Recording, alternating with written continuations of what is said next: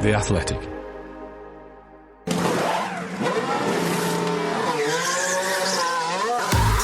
The Race F1 Tech Show, brought to you by Aramco. How to turn your team into a front runner, F1's tyre conundrum, and is the cost cap counterproductive? Gary answers all this and more.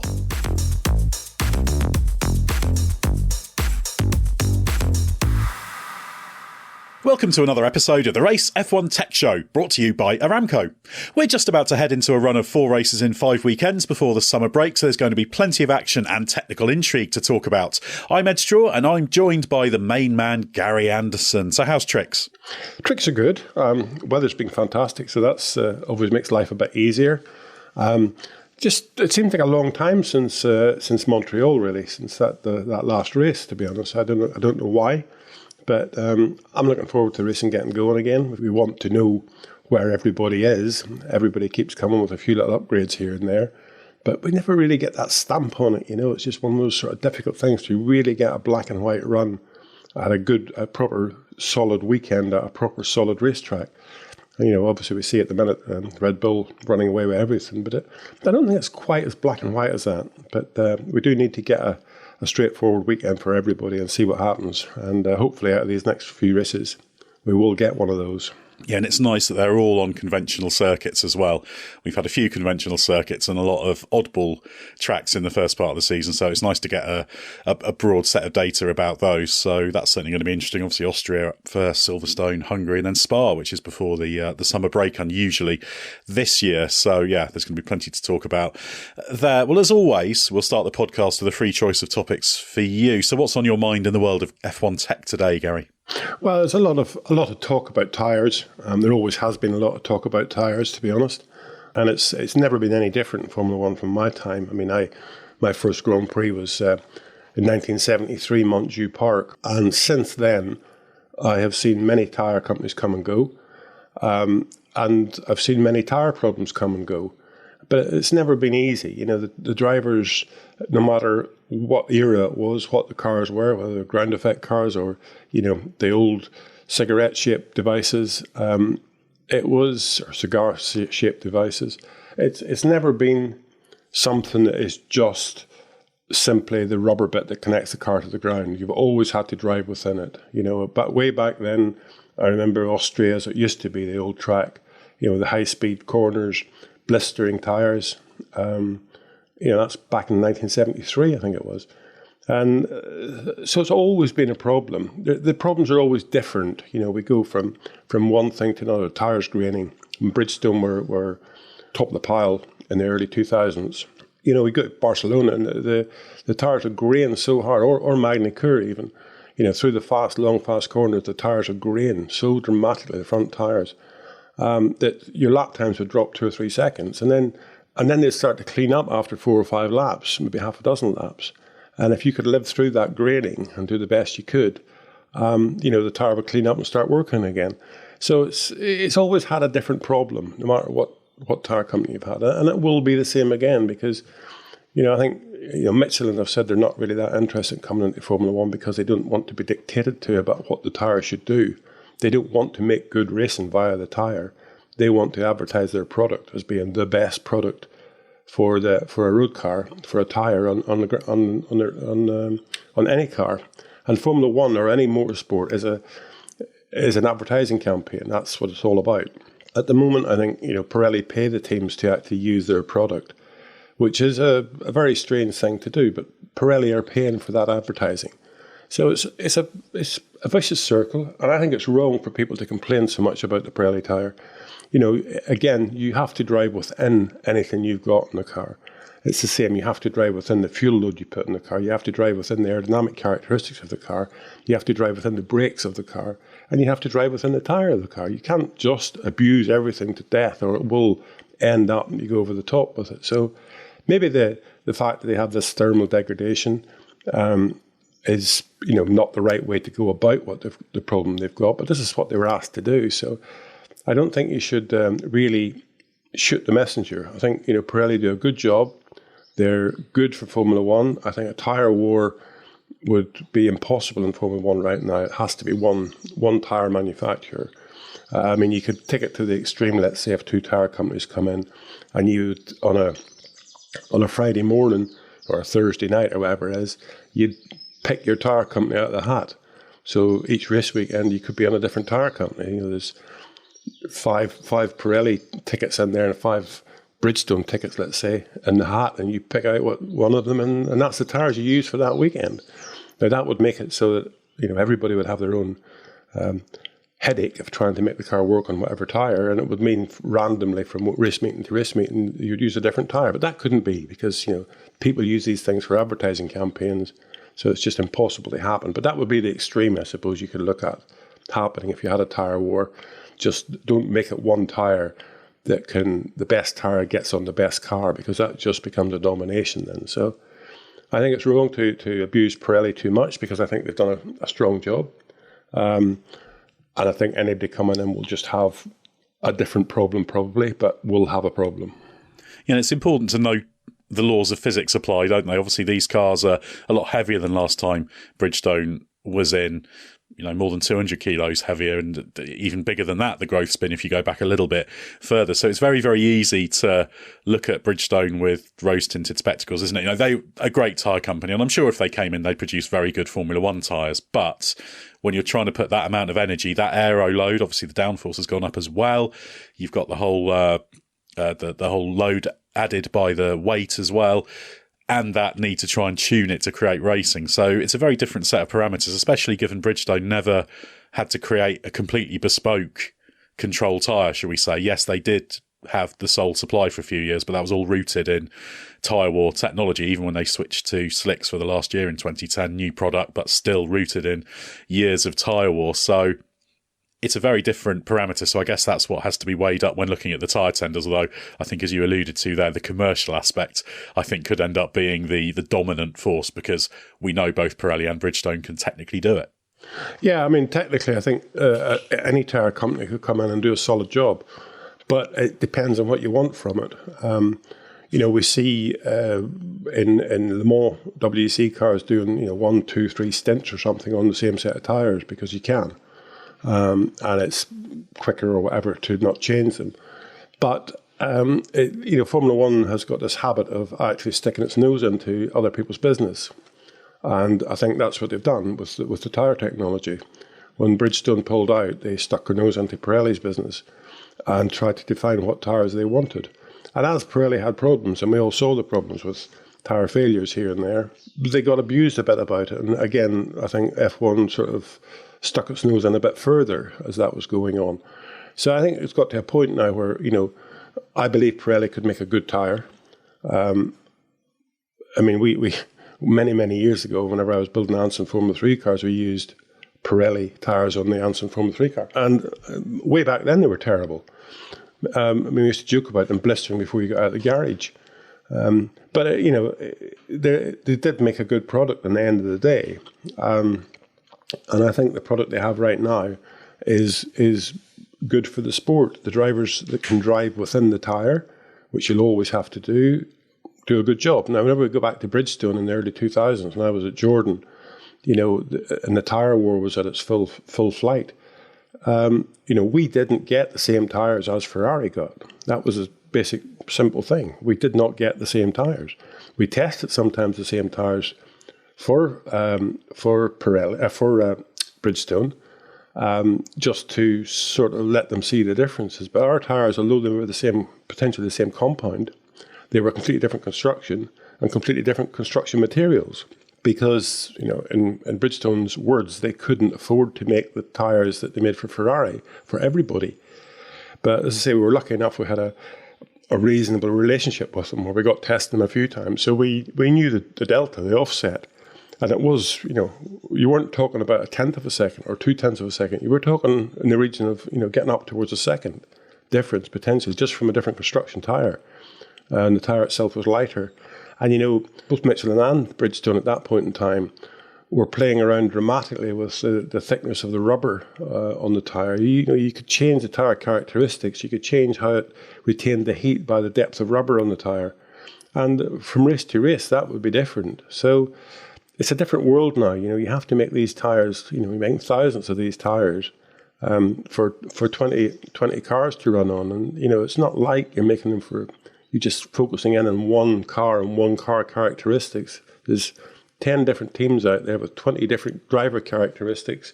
You have to allow that all to happen correctly. So getting us a step in the right direction to make the tyres better would be a tough task, really, to be honest. And I think, as I say, Pirelli don't do a bad job. You've worked, obviously, with a lot of different tyre companies in motorsport. Is there much of a difference in terms of the way they do things? People talk about one company being better than the other. Is there a discernible difference between working with Bridgestone against Goodyear? Again, obviously, you've crossed paths with most. I think the biggest point, the biggest sort of cross-reference I could give in my time in Formula One, whenever I was working closely with the teams, was Bridgestone to Michelin. Because, during my period with Stewart come Jaguar, we crossed over that area. So it was a current car involved in the current design.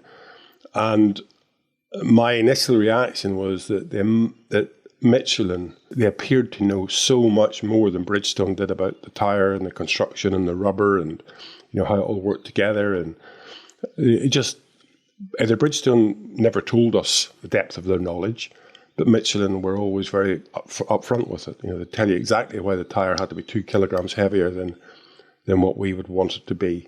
The Michelin was always a heavier tyre than the Bridgestone. And the Bridgestone to me was always like a follow-on at that point in time. It was always like a follow-on from a cross-ply tyre. It was never really a radial tyre where if you take out the carcass of the tyre, a cross-ply tyre, the carcass theoretically goes across the tyre, so it can expand with RPM. So the wheel goes faster, the tyre will get bigger. And a radial tyre theoretically goes around the tyre, so it doesn't expand. It's like a belt wrapped around your waist, it doesn't get bigger. So the thing with the Michelin philosophy was the fact that they wanted to keep the tyre tread flat, as big a tyre contact patch as possible on the ground, and then they'd allow the sidewalls to do the deflection.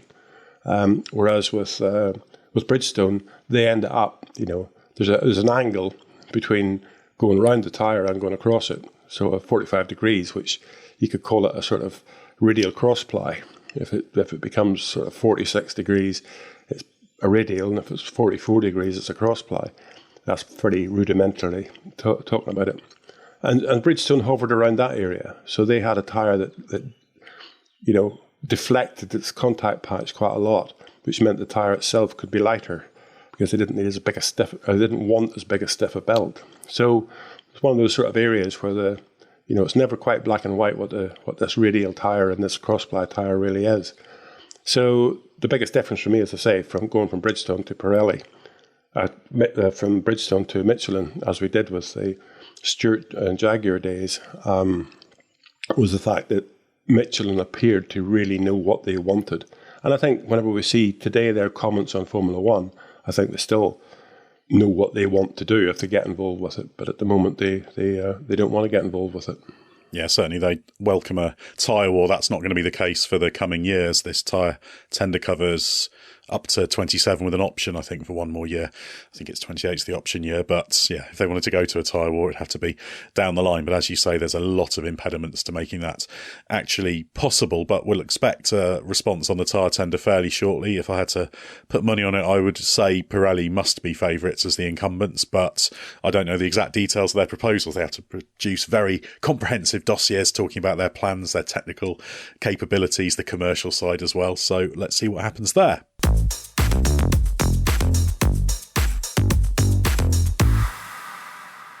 Our main topic today is how you go about turning your struggling F1 team into a successful one using Williams as a case study. Of course, Williams was sold to Dorilton Capital in 2020 after COVID hit and had endured what team principal James Vowles calls 20 years of underinvestment that it's battling to recover from.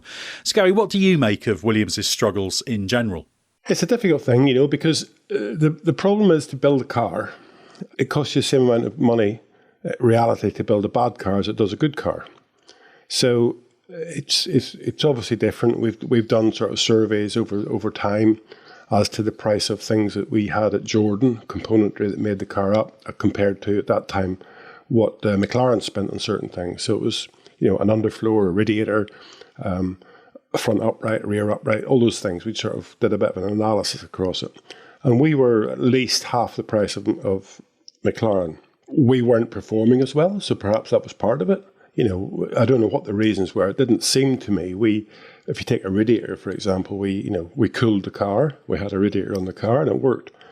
McLaren cooled the car. They had a radiator in the car and it worked. So I'm not quite sure whether the cost was relative to performance or whether it was just relative to the way they went about it. But at the end of the day, as I say, in my book, a car costs you X amount to build.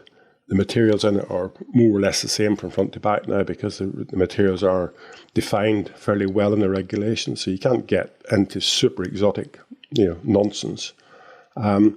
So I think what James Vowles is really saying, and what happens with the car, is that you're not in a position to research it well enough. You haven't got the tools in the toolbox to look deeply enough at what you're doing as to whether it will perform. Now, I think these ground effect rules, that's caught everybody out, to be honest. It's maybe a different set of tools you need to. And that different set of tools can be covered to some extent with the minds of the people that you have creating the car. I see no reason at this point in time why a small team with limited tools couldn't actually build a good car. You just need to be able to think laterally about it all because, as I say, the simulation tools that you have, they didn't predict the porpoising problems that teams had at the beginning of last year. And they really took a long time to recover from that situation, to be honest. So I do believe that you can go backwards a bit. I think one of Williams' biggest problems is that they as a team, never really 100% bought into the, I suppose you might call it, aerodynamic domination that Formula One became. They were always still from that old school of, engineering that Patrick Head brought, which was good, solid, sound engineering, and that won them a lot through time. But then it moved on. Whenever they had Adrian Newey there, the success changed. It became, for them, it became more aerodynamically driven. And I think that Adrian Newey's time spent with Patrick Head made Adrian a much more realistic, futuristic designer, I suppose you might call it. He could adapt Patrick's mechanical sort of nuance to Adrian's theoretical aerodynamic talents. And some of the things that came up with between the two of them in those days was fantastic.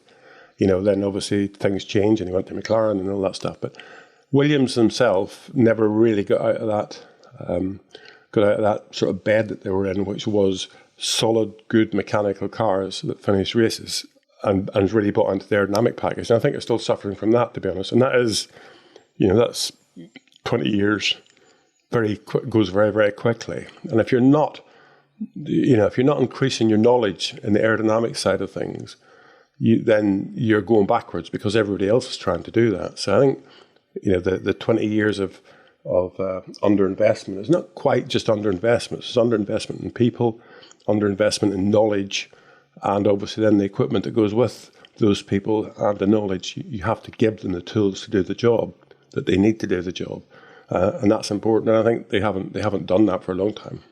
As you said, it's possible to make a good car as a smaller team. How would you quantify a good car? By which I mean, Williams on average is about 1.7% off this year. And there have been plenty of seasons when if you were 1.7% off, you'd be up there on the front few rows of the grid. And when you think about that time loss around all the corners, it's not actually that much. It's actually a tiny amount, talking tenths here and there. So do you think what they're producing now constitutes a good car based on that deficit? Or would you consider the good car in terms of where they can get to in the ranking with the facilities they got? Because obviously they're slightly different things. We tend to measure by position, don't we? But performance is, I guess, the key indicator, in that you've got a better car if you're 1.7% off and last than if you were 4% off and second, shall we say. Yeah, I mean, it's a fine thing. It's a difficult thing to sort of define what is a good car these days. I think all the teams do an exceptional job because these cars are super complicated. The problem is that with the regulations being fairly controlled, I suppose you might call it, there is less room for people to actually really exert their knowledge. You have to build within these days. So that does shut down the grid quite a lot because, the cars define very well.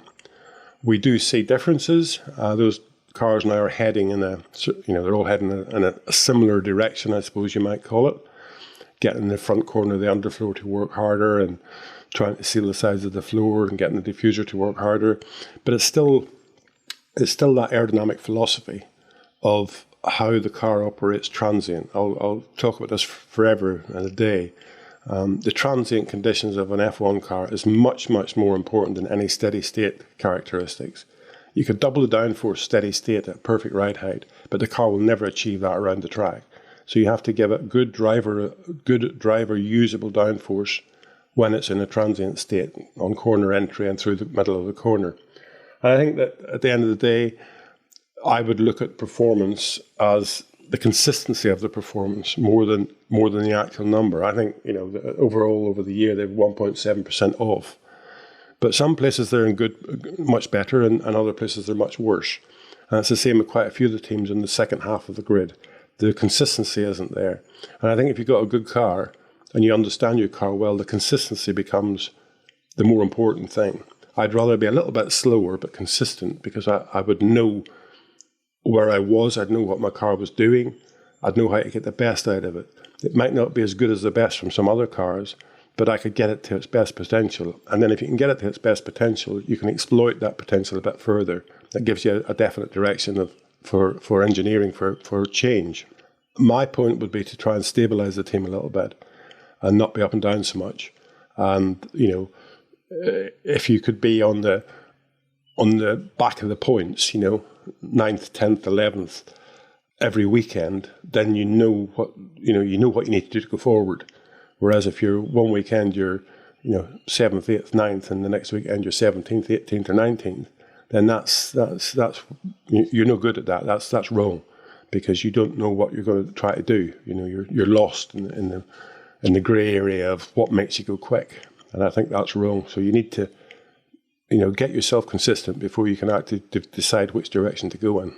Yeah, and it's fair to say from the performance profile we've seen from Williams, that inconsistency of performance lies ultimately in the fact it just doesn't have enough aero load. That's the weakness. If you look at Barcelona, they were significantly further off. Although, interestingly, a lot closer at Barcelona than they were last year. So that does show they're closing up. But yeah, it's fairly clear where the weakness is there. But we did see in Montreal their biggest upgrade package of the year. So there were clear differences with the floor, the side pods, etc. So they're taking steps, they're making progress, and that helped them to get that 7th place with what was a very well executed race drive by Alex Albon, good strategically. They went for that one stopper with a stop under the safety car. So Williams also helped by executing well and having a driver doing a good job, and that's helped them to get a reasonable number of points by this stage of this season.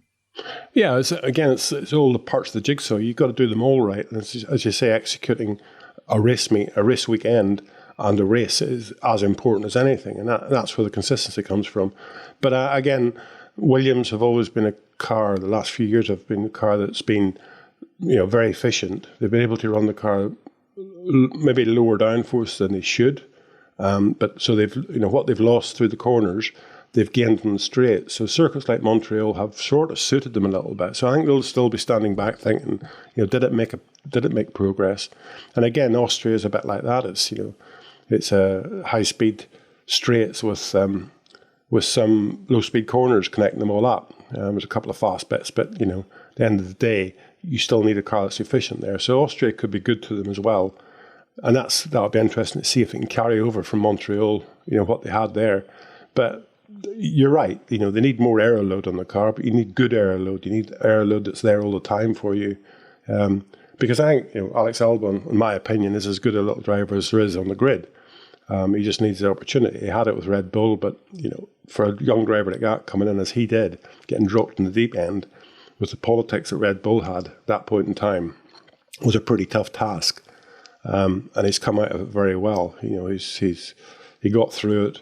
It didn't get him down. He's got himself back in a decent drive now, and he's thought about very highly within the team. So at the end of the day, they have everything there. They just need to improve the car bit by bit. And if they can keep doing that, then, they will move forward.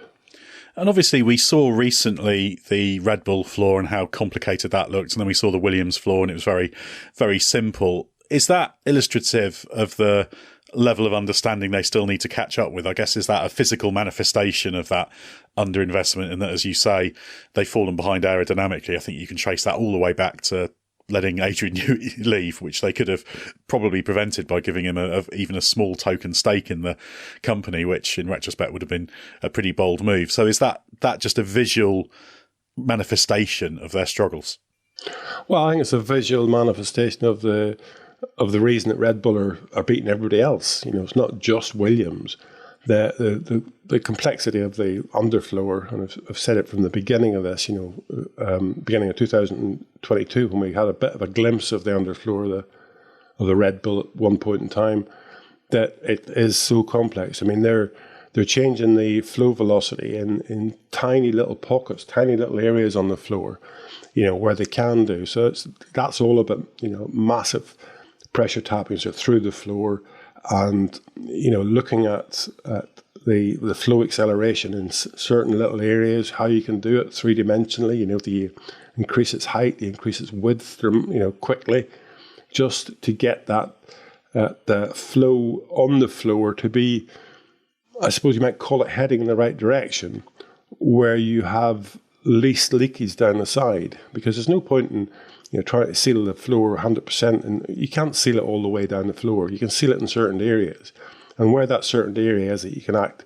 with a good vortex and a good seal on it, then that's where you want to try to accelerate the airflow as much as you can. So you can do that, as I say, three-dimensionally. You can widen the tunnel a little bit. You can raise the tunnel quickly.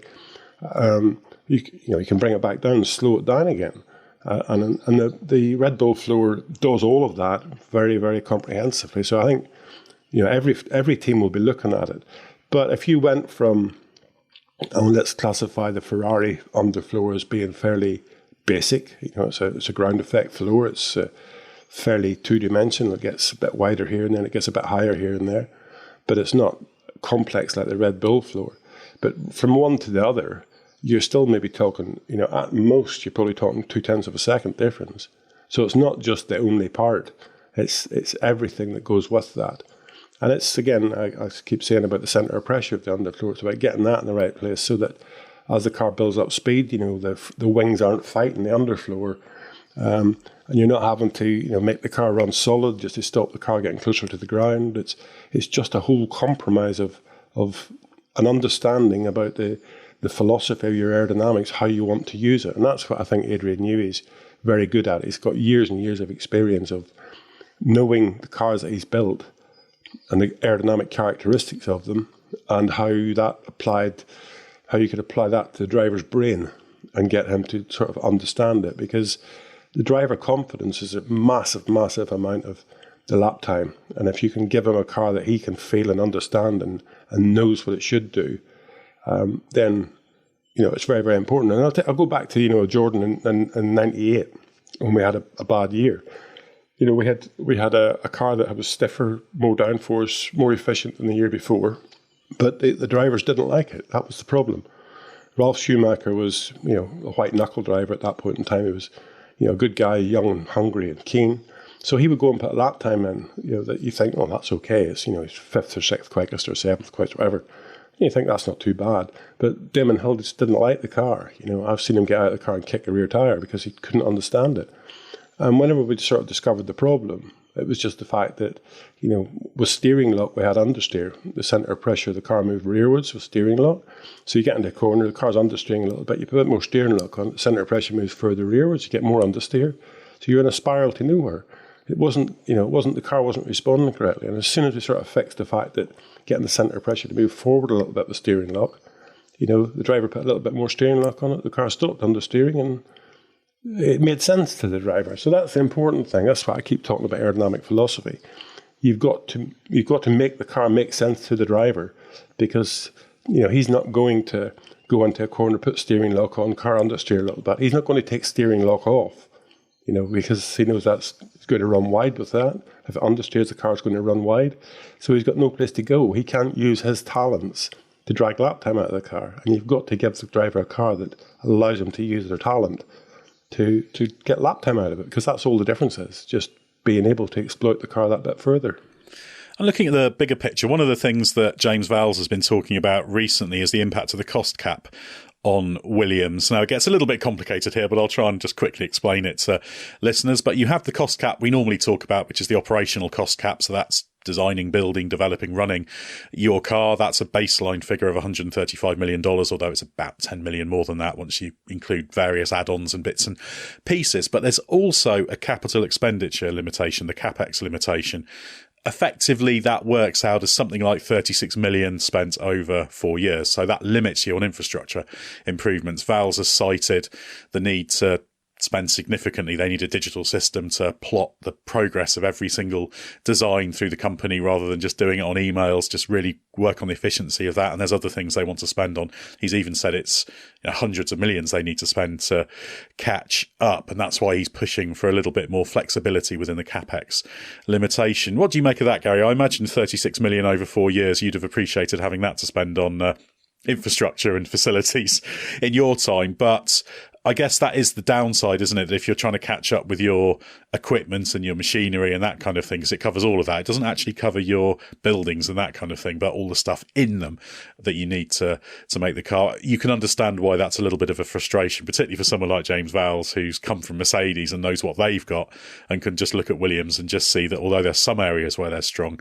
he said, there's a lot of areas where they're deficient. Yeah, I mean, it's obviously very easy to come from somebody like Mercedes where, there was zero limitation on spending before the cost cap. And because of their budgets, they had massive budgets to achieve it.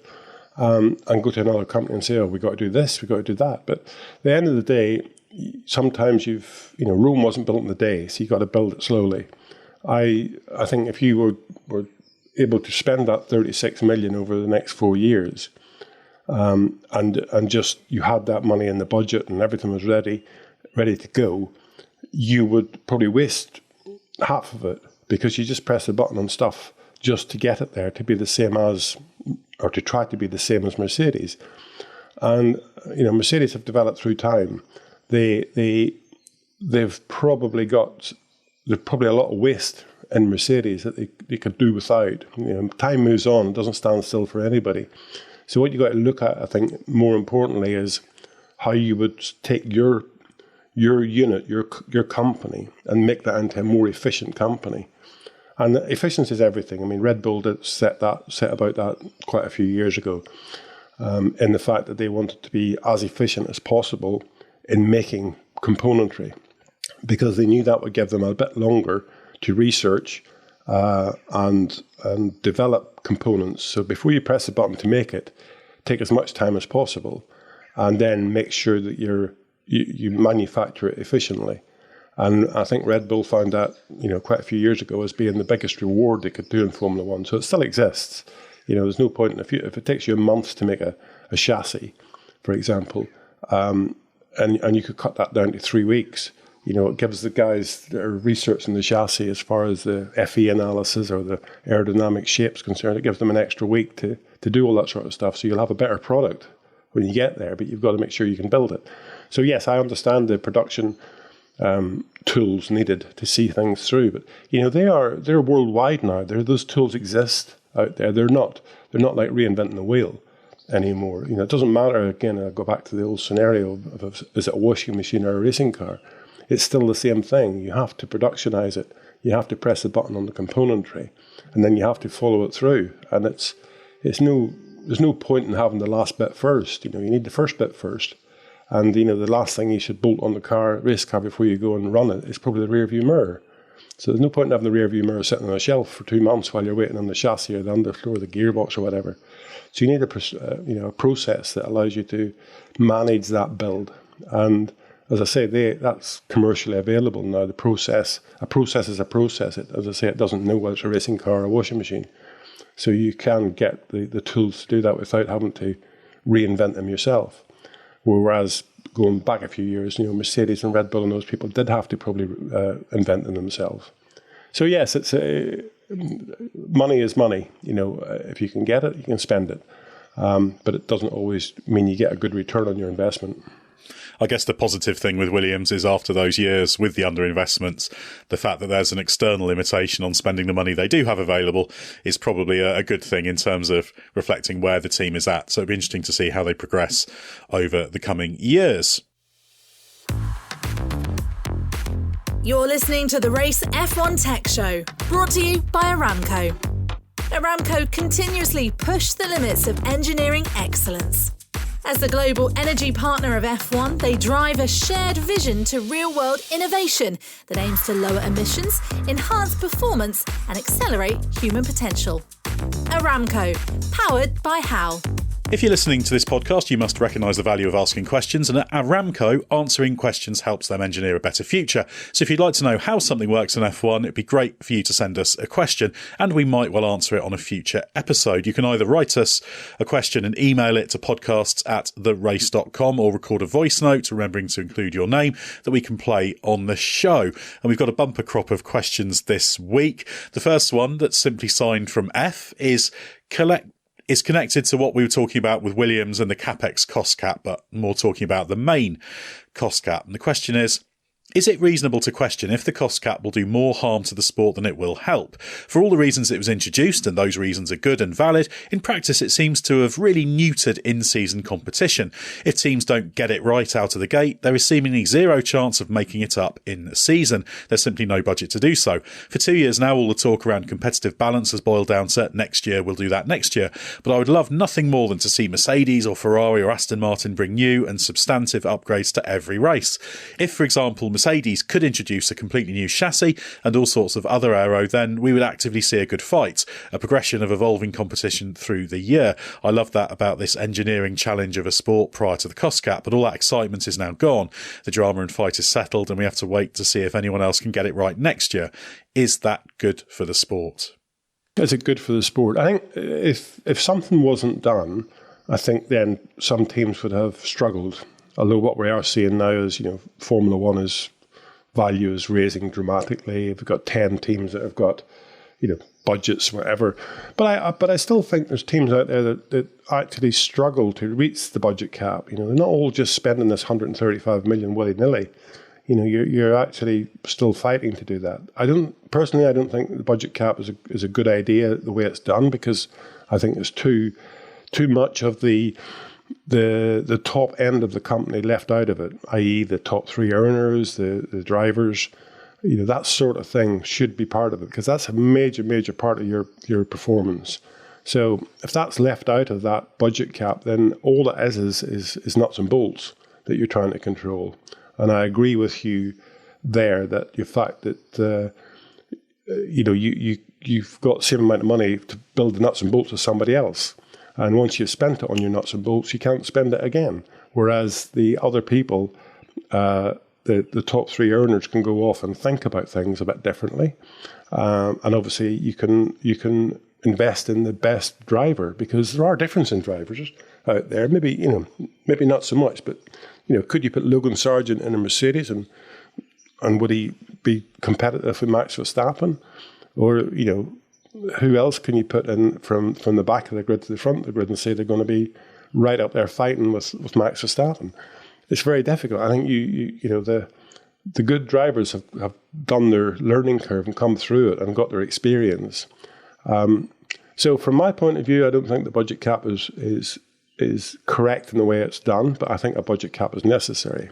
Personally, from my point of view, I would have tried to control the spend by saying that you have to run your car, and let's say for 5 races. So you arrive in Australia, or you arrive for the first race of the year as Bahrain, and you have a car, and from the front axle center line forward, from the rear axle center line rearward, and from the axle center line downwards, front and rear axle center line downwards, those parts of the car have to stay the same for, let's say, 4 or 5 races, whatever it be. And you're allowed to change them 4 times a year. So you can, the main componentry of the car that makes the car go faster, you can do it, but you can't do it immediately. So you have to suffer the pain, But you also have the time to get it right before you introduce the next package. You don't just thrash things every race meeting, because I think that's wrong. When we were getting parts coming every race meeting, I think there was so much rubbish. The skips at the back of the paddock were just full of components because they didn't work on the track. So this would give you time to sort of work out what was going on. And you'd have a couple of wild cards as well to simply, throw in there, because obviously if you had every 5 races 4 times a year, that's 20 races. If you have more races, then you get those become wild cards. So for Monaco, let's say you could change 2 of those 3 major componentry, either the bit behind the rear axle center line, or the bit below the front and rear axle center line, or the bit in front of the front axle center line. So you'd have wild cards that allowed you to do something different. And obviously then you'd also have, cooling that you could change race to race, all that sort of stuff. But it's very difficult to control it. It's very difficult to make up for not doing a good job during the winter. And I think the team that doesn't do that needs to suffer some pain, but there should be a way out of it. And I think the budget cap is theoretically that way. I'm interested to see how this budget cap discussions that are going on at the moment comes out and see where we are, because when we got the Red Bull thing last year, it was a bit of a bombshell. And I wouldn't be surprised to see another bombshell coming out quite soon, because from what I've seen of the parts that's going on the cars, there must be a few teams getting close to the mark with spend. But we'll wait and see how that appears. But I think, as I say, the cost cap needs to be there, but it needs to be different. It needs to encompass everything, just to make sure that the teams don't spend way above their budgets, but then control the componentry on the car by defining the areas of the car. And it's all possible. And it's fair to say as well, historically, although, there is logic in the argument that if you limit the spending, you can limit the capacity to catch up. By limiting the spending, you also limit whoever's at the front. So it's not like the team at the front stands still and the others can catch up. And often we've seen people still, when the costs weren't limited in a season, other than by what budget you had, we still had times where teams said, it's going to be next year when we have the opportunity to do a new car, because it's still expensive and a lot of time if you want to change the chassis or that kind of thing. That's a huge undertaking in season and was quite rare.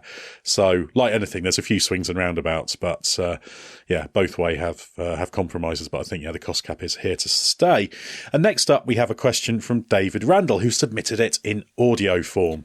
Hi guys, thanks so much for your work on this podcast. I really enjoy learning about the technical detail.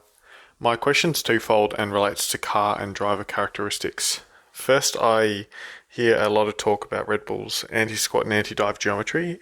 If teams standardise this plus a really strict anti-roll in order to maximise the consistency of the floor, would we see drivers that like to really feel the car under the seat of their pants struggle in F1? And secondly, if the cars were made 10% smaller in all dimensions and in mass, would defensive drivers be better or worse off? Sometimes I feel like drivers get away with a lot of lazy defending just because the car is almost half as wide as the track, particularly at narrow circuits like Monaco and Imola. Thanks again. Well, just sort of taking the last part of your question first, David. If cars are made 10% smaller, that would be part of it. It would be, the fact of making them smaller means the track gets bigger, theoretically. At the minute, the cars are 2 meters wide, so 2 cars sitting side by side is 4 meters. And that doesn't leave a lot for the track in some braking areas. And we know that, the track is a certain width, but the braking area and the racing line is much, much more restrictive than the actual track width. So, if you go way offline and get in the dirty bit, you might as well not bother trying. So, the smaller cars in my book would be just about trying to increase the track width as such, but it would also be a mechanism to reduce the weight by a certain amount.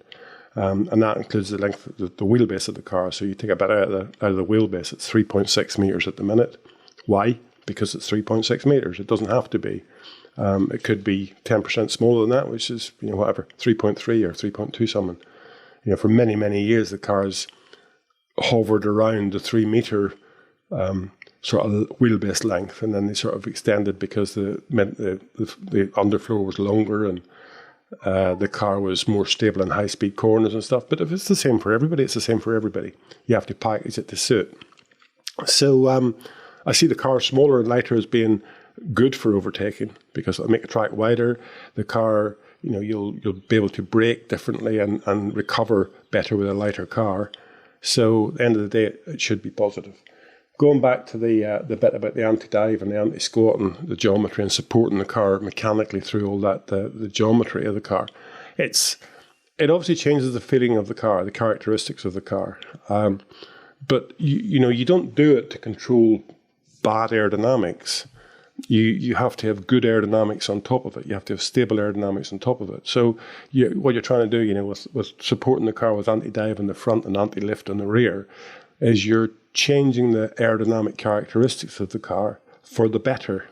You're not just saying, okay, there's these aerodynamics, the centre of pressure is rushing up front the minute I hit the brake pedal, so I will put massive amount of anti-dive in the front of the car and support it, because that means you have no feeling in the front of the car. You've still got to get the aerodynamics of the car to suit your philosophy of the design of the car, and the two work hand in hand. The anti-dive, the anti-lift, anti-squat, if you have any, and the aerodynamic centre of pressure shift during those ride height changes all have to work hand in hand with each other.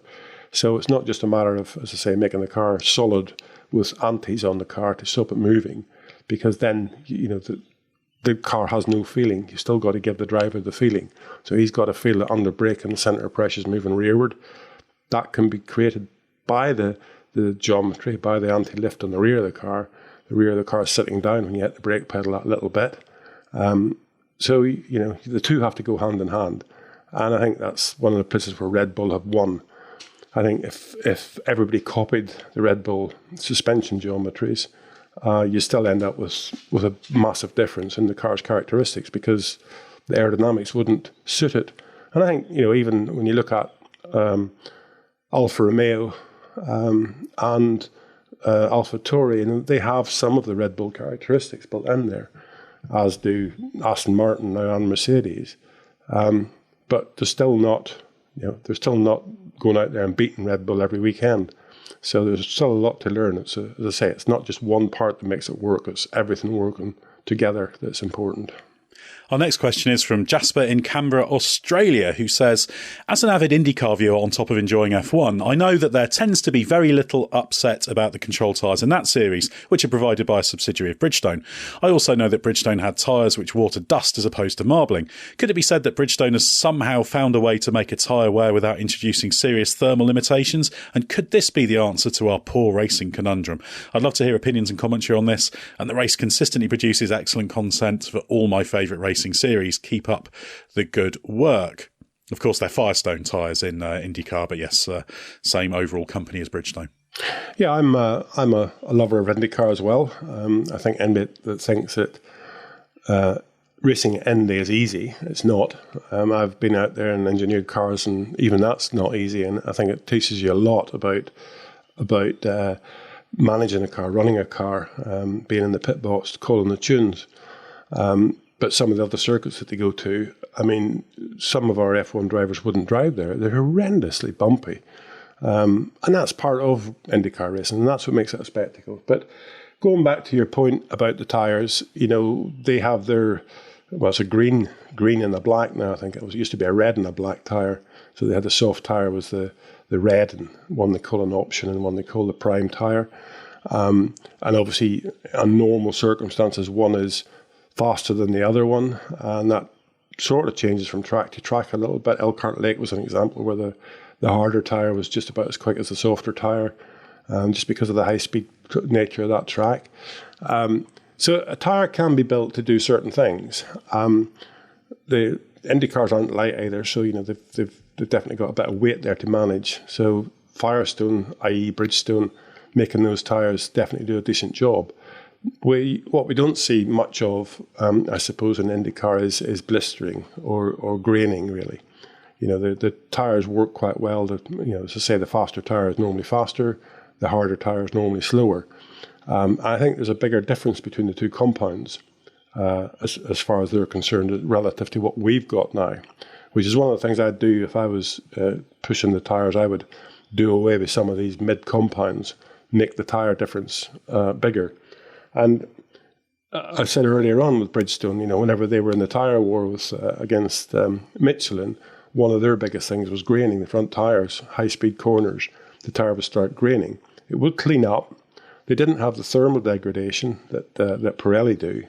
I was led to believe at the beginning of the Pirelli era that they were asked by the FIA to do this tyre degradation, and what it was created with was tiny little plastic balls put into the tyre compound.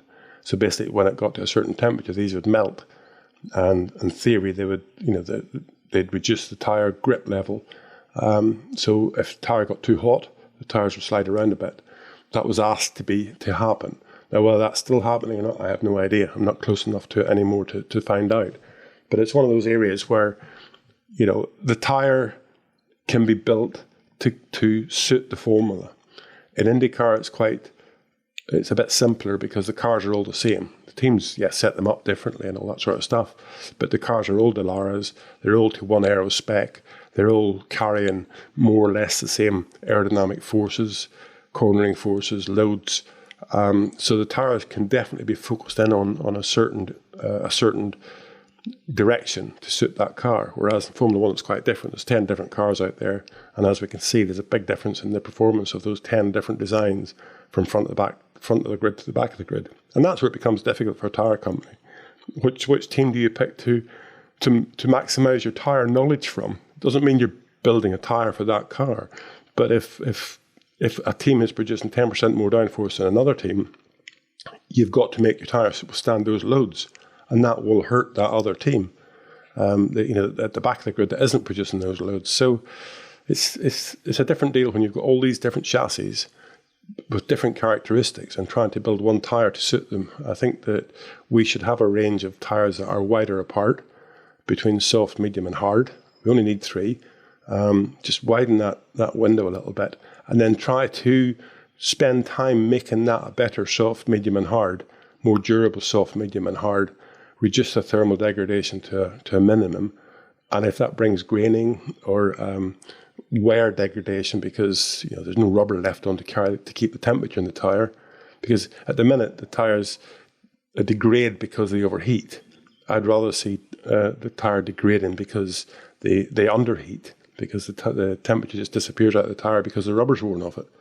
And that should all could happen quite easily, but between Pirelli and the FIA, they've got to come to a solution as to who actually makes these tyres, who actually designs these tyres, and I think it's a bit of confusing in there, whereas in IndyCar I don't think there is. I think it's quite straightforward. Bridgestone make a tyre, Firestone market it to suit 20-odd cars that are all manufactured by the same manufacturer with carrying similar aerodynamic loads. So IndyCar is much, much easier than Formula 1 to actually get a solution to a given problem. And our final question today comes from Tom Brenneman, who says, would it be possible for a midfield team to focus their car design only on one unique racetrack and win it? For example, if a team like Alfa Romeo designed their 2024 car specifically around the Monaco Grand Prix, could they beat the top teams? Secondly, would there be any benefit to that approach?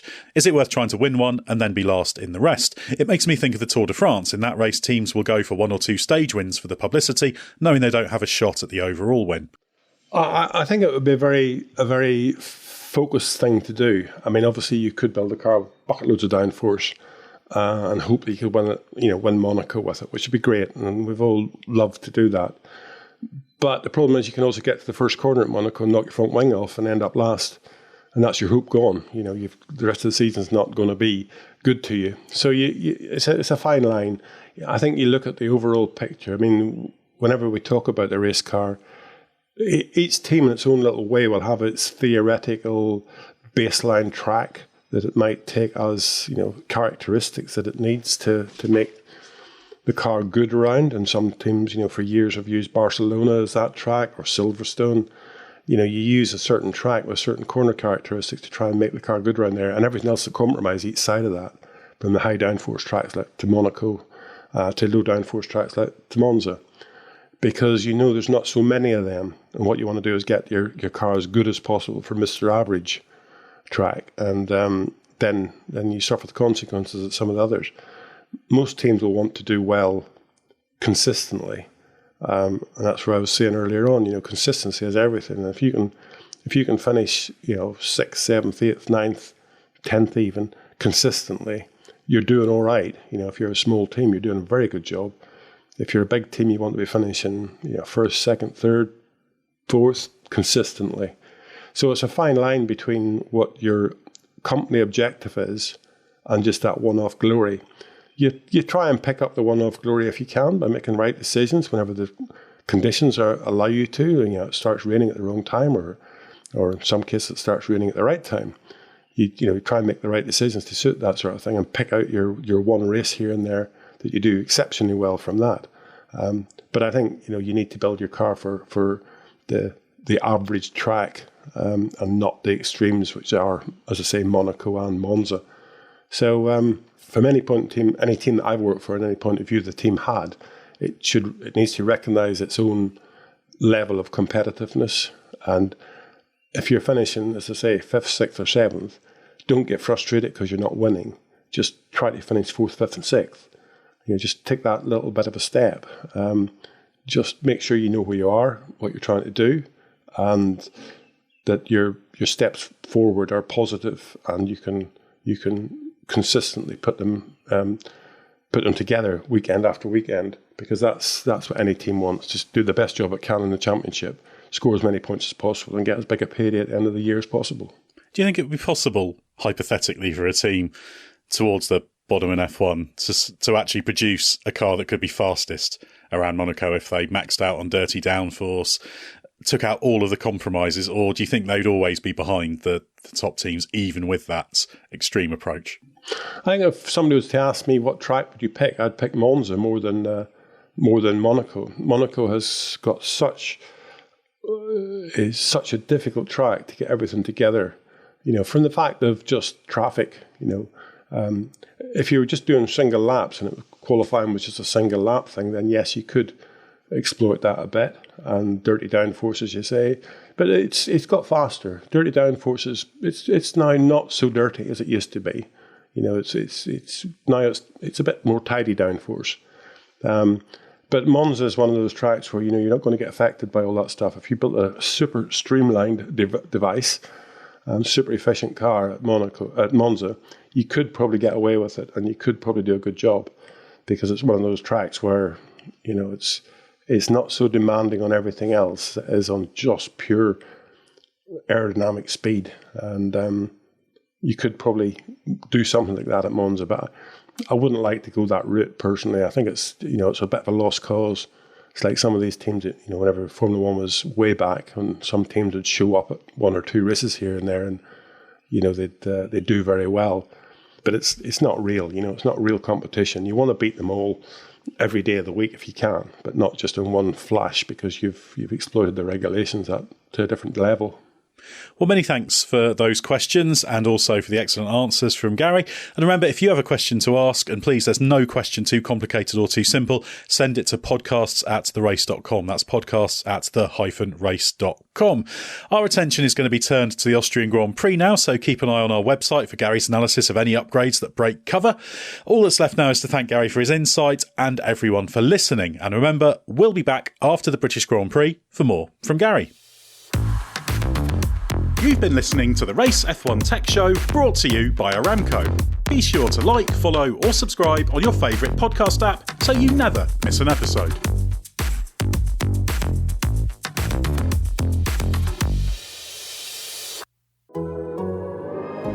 The Athletic.